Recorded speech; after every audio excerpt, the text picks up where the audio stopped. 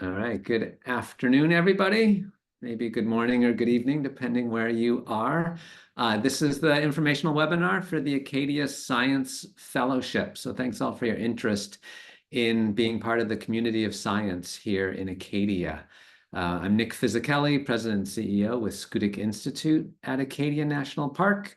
And I'm joined here with part of the team, the Acadia Science Fellowship team. So I'll do a quick round of introductions and then jump into the presentation. And first, I'll hand it over to Catherine Schmidt.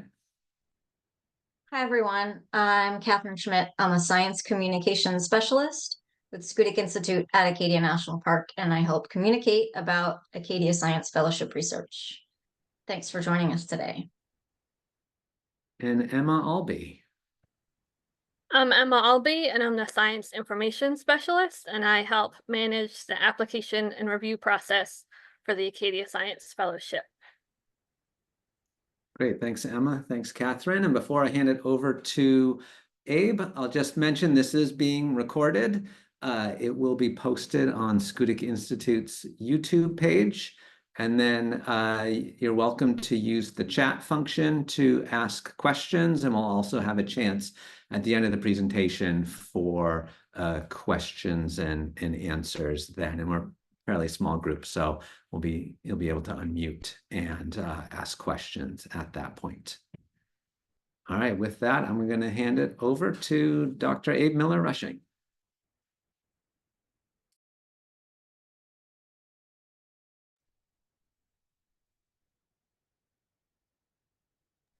Had to unmute myself. Sorry about that. Hey, everyone. My name is Abe Miller-Rushing. I'm the science coordinator for Acadia National Park. And in that role, I oversee all the research that happens in the park. And we have about 85 or so field research projects that happen in the park each year. Well, I guess through this talk, we'll talk a little bit more about this fellowship and some of the research that these fellows support, which is a really important part of that science community in the park. And Nick and I are going to start by talking a little bit about our organizations here. And several of you are already familiar with the National Park Service, but just in case, I'll mention our mission for the Park Service is to preserve natural and cultural resources and values of the national park system for the enjoyment, education, and inspiration of current and future generations.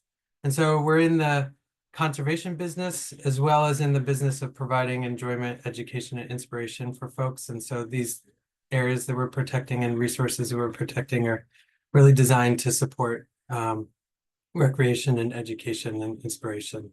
And we sometimes say that we're in the forever business. So we're supposed to be preserving these resources for the long run so that future generations can be learning from them and enjoying them too. And here in Acadia National Park, specifically our mission here is to protect ecological integrity, cultural history, scenic beauty, and scientific values within the park itself. And we're one of the only national parks that actually has science written right into our mission, right into our founding legislation from 1916 that established the park. So we support science not only to inform park management, but also to just benefit science broadly, because that's one of the reasons that the park was created, was to support scientific research. And with that, I'm going to hand it back to Nick to talk about Schoodic Institute and its role. Great, thanks, Abe. And Schoodic Institute, we are a 501c3 nonprofit organization, and we're Acadia's primary partner in science and education, and our mission's to be a center for inspiring science, learning, and community for a changing world. And really what that means is to help achieve the founder's original vision for Acadia National Park that Abe just mentioned, with science being right in the park's purpose statement. And so our role is to help extend and enhance capacity for scientific research, science communication, and science education, and also to really increase the effectiveness of science to inform stewardship and also to communicate science to the many audiences and visitors and people who care dearly about Acadia National Park.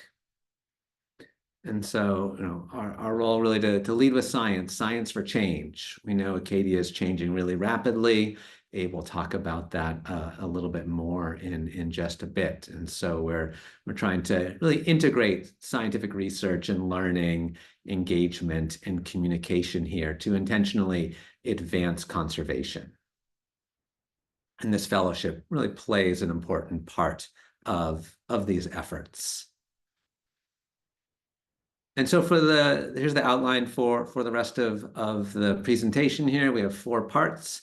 I'll go over some overview and details and then hand it over to Abe to talk a little bit more about the park and park priorities, what we're looking for in the fellowship, and then I'll end with some details on how to apply.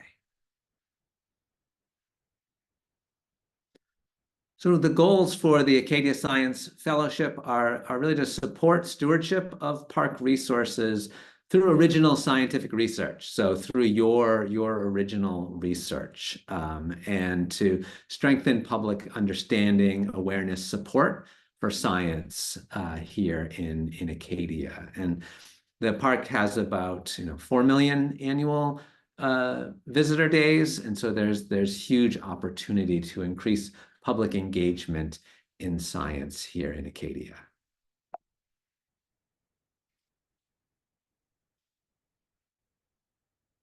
The fellowship program, Acadia Science Fellowship, will have 1 to 3 new fellows for 2025.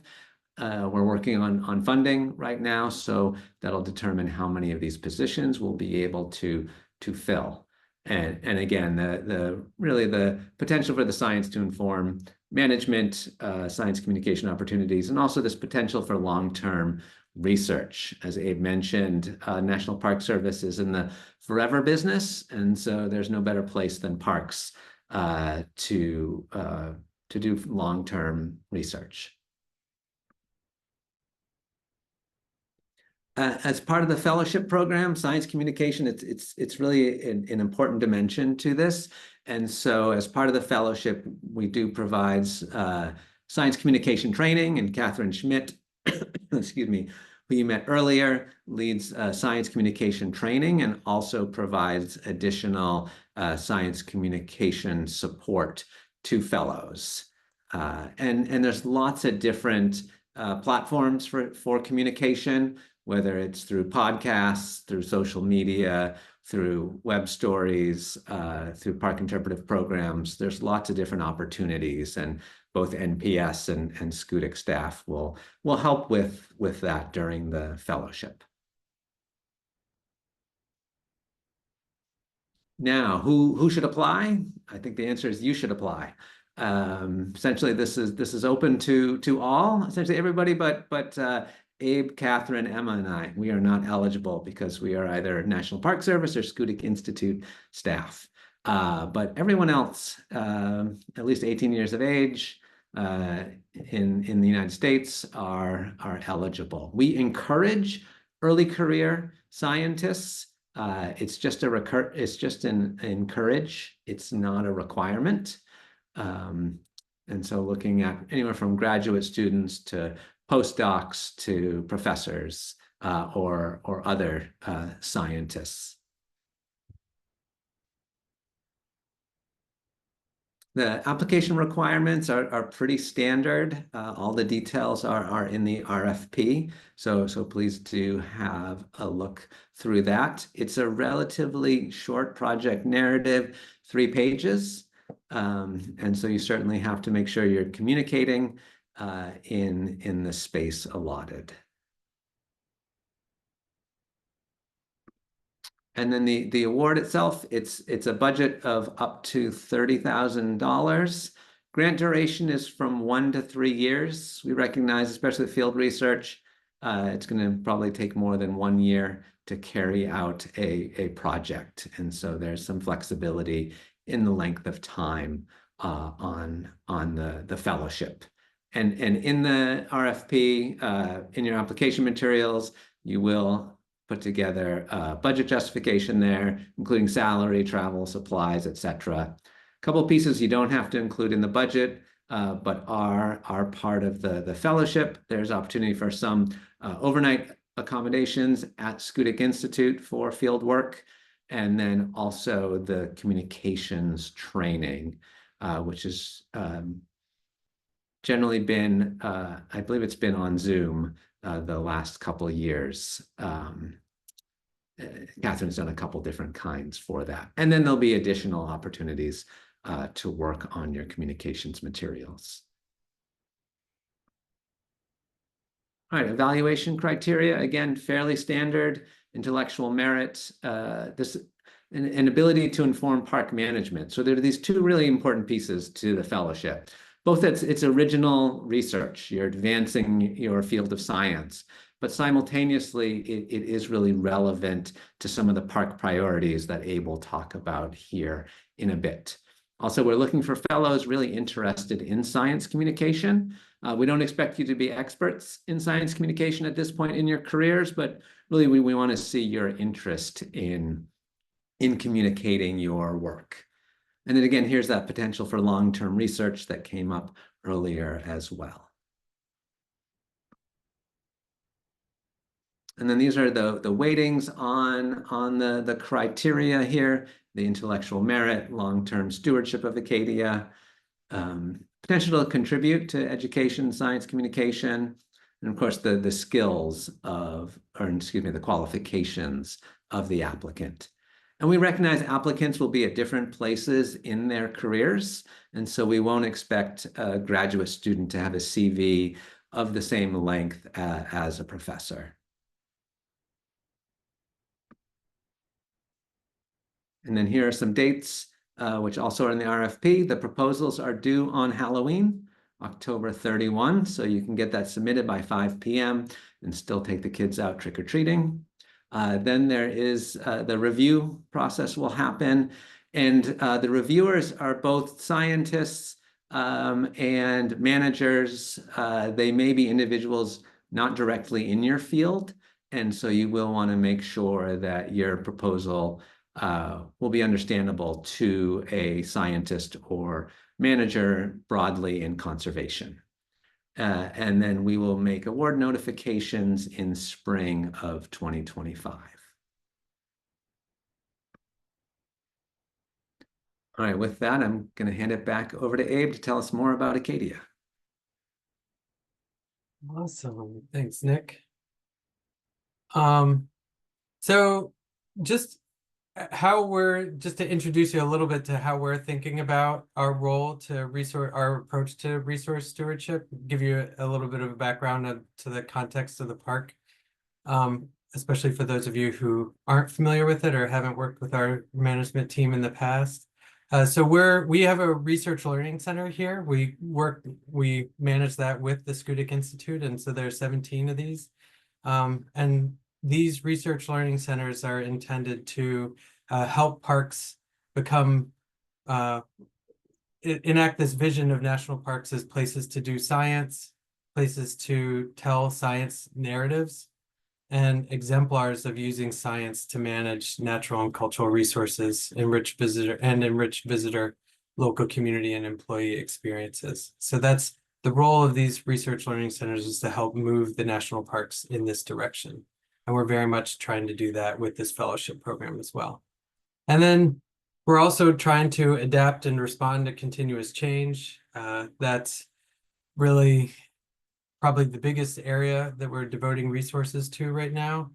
And then we're also focused on this maintaining long-term ecological and cultural integrity and viability in this dynamic and changing environment with a challenging future. So this is really our vision and approach that we're taking, and I'll go into a little bit more detail here coming up.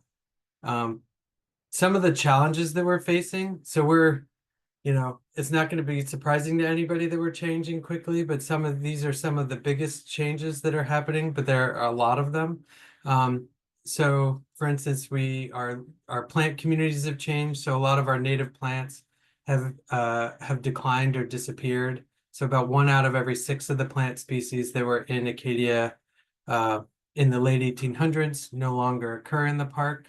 And about an additional third of our native species have declined dramatically in abundance over that same time period. Even so, among the ones that are remaining, we have, of course, spend a bunch of our resources on invasive species, invasive plants like the purple loosestrife there, with the native monarch on it, but the plant is an invasive plant. We also are facing challenges with diseases, so increases in tick abundance and Lyme disease and other tick-borne diseases, and then other wildlife diseases as well, things like avian influenza or white nose syndrome, or so a lot of wildlife disease and pathogens. And then we have declining bird populations, things like especially our seabirds and coastal birds, terns, gulls, and other species, changes in our water quality, both kind of simultaneously climate-driven changes and then also changes in terms of rebound after the Clean Air Act. So rebounding from nitrogen pollution and acid rain and mercury pollution as well. And then coastal storms here in the bottom center. This was actually taken before this past winter. We have many coastal roads and coastal habitats that are inundated by winter storms. The road there at Seawall, this past winter, we had back-to-back storms that actually destroyed the road, made it impassable. It was only repaired late this summer. And then we have issues with our intertidal zone, which not only threaten species in the intertidal, but also people's livelihoods, things like people who harvest clams and marine worms, which are experiencing population declines right now. So that's just to kind of give a summary of some of the ways the park is changing, but of course these create big challenges for us to how to respond and manage these changes. And so we're really shifting our approach to management and science. So historically, the Park Service has tried to manage things the way they were at some period in the past. Oftentimes how conditions were pre-European contact. But now we're really shifting our approach to thinking about whole socio-ecological systems. We can't think about it in kind of different parts. We really have to think about the whole system. We're taking an approach to plan, do, and learn iteratively. So to learn as we go, because we really need to speed the learning process, because we have to act quickly and we need more evidence of what is working, what strategies might work. We're engaging community and partners. We can't work alone as a park. And we're working towards co-stewardship with the Wabanaki nations as well. So we're trying to make decisions jointly with the indigenous tribes whose homeland the park exists on top of. One place where you can find a lot of the challenges that we're facing and existing information about our priority resources, including the stressors and threats to them, our stewardship goals, and our science that we've identified already is this resource stewardship strategy that was published last year. This is publicly available. You can find it. It's fairly long, but it has a lot of really good information in it. And so we encourage you to propose research that addresses any of the issues in there, or to propose research that might show us where we missed some things or where we might have gotten some things wrong. And so next I'm going to move on to what we're looking for in terms of the proposals. So keeping in mind the kind of criteria that Nick mentioned earlier, in addition, we think the successful proposals from our experience tend to have a really high potential to increase understanding and inform responses to change. So they're really helping us to address the changes that are happening, recognizing they're happening in the context of these big socio-ecological systems. They tend to address priority information needs, but in ways that can inform our management not only here, but other parks. And I'll mention also that that multi-park proposals you can propose to do research that's not only that occurs in Acadia and other national parks or other protected areas, or other areas that as it makes sense for the particular project. It doesn't have to be, Acadia needs to be one of the sites, but it doesn't have to be the only site for the work that's happening. We know that work needs to be reasonable, cost-effective, reasonable and achievable. The reviewers have a pretty good sense, or definitely try to gauge whether something is doable, whether the proposed activity is doable within the budget that's proposed. And when you're bringing in outside resources, that may allow you to do more than this fellowship alone, just mention that in the budget or somewhere in the proposal so the reviewers know that. And provide evidence that you're committed to connecting your research to management applications and communicating it. So we just, again, you don't have to be an expert in it, but we like to see evidence that you're interested in applying to management and communicating to varied audiences. And I also encourage you to really look back at past research fellows. We've had a lot now. So you can look back at these research fellows for the kinds of research that gets funded. There's a lot of different stuff. And also might consider proposing research that builds on work that some of these past fellows have done. We've had fellows in the past whose work has built on each other's in the past. So whether it's mercury and birds and how invasive fish also impact mercury flow through food chains, or different kinds of water quality projects that kind of build on each other over time. So feel free to build on past work or other research that's happened in the park. Everybody the fellows will be required to get research permits. Everybody who does research in Acadia is required to get a research permit. It allows us to avoid, to kind of mitigate negative impacts that research might have on park resources and visitors. It allows us to make sure that you've gotten all of the correct approvals in terms of animal care and use or research on human subjects. And it provides a public record. We actually archive all of the research that happens in Acadia, so that 100 years from now, somebody can come back and find the records of the work that's happened, and potentially repeat research that's happened here now. So the idea is that this becomes a permanent record of the work that's done here.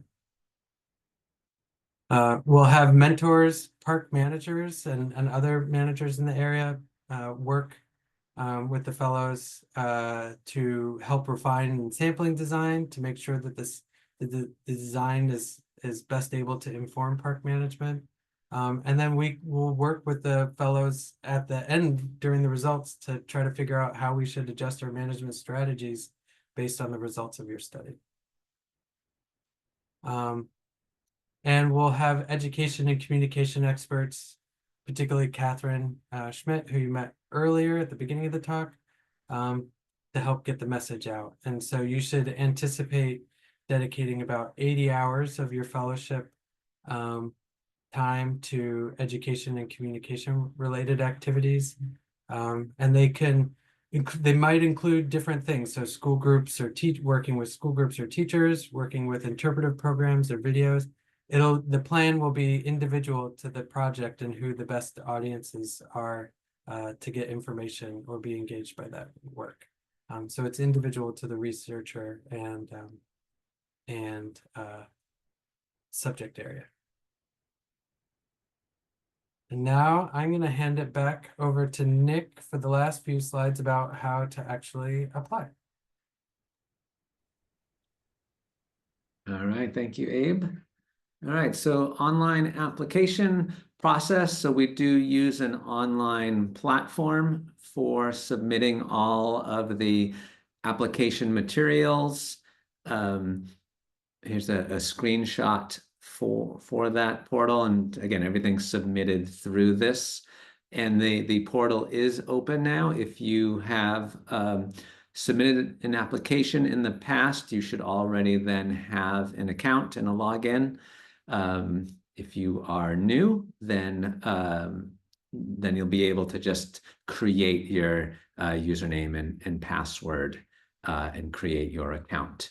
And then you can save application materials as you go along on this platform and then return to them as you continue to work on the materials. And it's fairly straightforward to register, get your login, and then you submit all your online application materials, and then you get to hit the submit button. And again, applications are due October 31st at 5 p.m. Eastern time. And again, you can save as you go along. All right, and there's lots of resources available on the fellowship, certainly at the SchoolInstitute.org website, as well as the nps.gov/ACAD, ACAD. You'll find lots of materials there as well. And questions can be sent to asfellow@SchoolInstitute.org. And then there's also the resource stewardship strategy. There's a link already in the chat for that. And some of these other links can be found both on the website and I believe in the RFP as well. And here comes some more right now. Thanks, Catherine, for putting links in the chat. And so now we can transition to any questions that folks have. You can type away in the chat or raise your hand.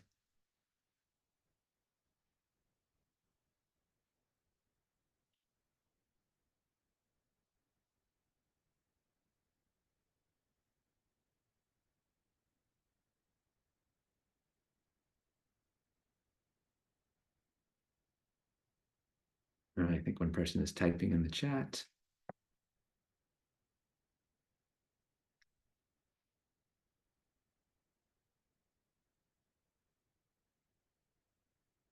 Yeah, the expected time frame for the fellowship. So, of course, the applications are due here end of October. We'll make a decision. We'll do reviews end of the year, and then beginning of the new year. Announcement of new fellows will happen in spring of 2025. We try to let fellows know as soon as we can so they can begin planning. Typically, field work would happen beginning summer 2025 and may last for 1 to 2 years. And generally, the fellowships last 1 to 3 years. Right. We can extend fellowships if there are extenuating circumstances that cause a pause in the work. So. All right. Abe, there's a question here. Can fellows apply jointly with collaborators, or is it a solo investigator application? So we fund fellows as solo fellows, but it can be work that happens. So you need to pick one person to be the fellow, and that'll be the person that gets the communication training and is the lead of the project and the communicator. But often, the most common thing is that people propose use some of the funding for field assistants or other students. But it can, I suppose that some of it could be collaborative as well. And certainly, actually, so a lot of the projects end up being collaborative, but the fellowship is just funding one part of a larger collaborative project. And we definitely recognize that $30,000 isn't enough for a full-time, postdoc or salary, and so that the vast majority of fellows are combining this with other resources as well. And so and those may be collaborative projects as well. And so I would just suggest you describe that in the proposal. And if you have questions about your specific study, feel free to email the email address, the AS Fellow email address, or you could email Nick or me directly as well. Do you want to add to that, Nick, at all? No, I think you captured that. Thank you. Okay. And then a question from Deirdre here, and yes, you would be eligible because you're not an employee of the National Park Service or of Schoodic Institute. And like Abe said, often this fellowship is to supplement other awards, other grants that you have to do the work, and hopefully this fellowship can leverage some of those other projects so that you can expand your research within Acadia or to include Acadia in that project. All right, question about past projects. Yes, so the past projects are linked on the Acadia Science Fellow webpage. I don't know if Catherine may have already put that. Catherine has a couple links in there, I think. All right. Yeah, I just put them in the chat. So there's the 2 Acadia Science Fellowships, which are listed at the bottom of the Acadia Science Fellowship page, but I just put the direct links to the project descriptions in there. And then previous fellows are under the guise of second century stewardship. And so I put the link to where you can read about all those previous projects. Yep. Great, thank you, Catherine, for adding those in there. Folks can see those in the chat links on past fellows. Good question from Anushka, if I'm pronouncing that correctly. Yeah, so basically you need to be about whether you need to be a US citizen or a permanent resident. You don't need to be a permanent resident. You just need to be in the country legally. And we don't have the capacity to help with visas to get scientists from abroad to come to the US. But if you're already here at a university or with another center or organization, then that works as well. Anything to add to that, Abe, or anyone else? Nope. No, I think that makes sense.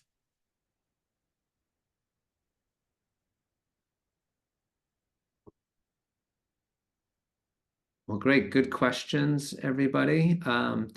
Again, as you're working on materials, anything else comes up, you can send questions to asfellow@schoodicinstitute.org or reach out to us directly. You want to give it 1 minute, see if anybody has any last questions? All right, yes.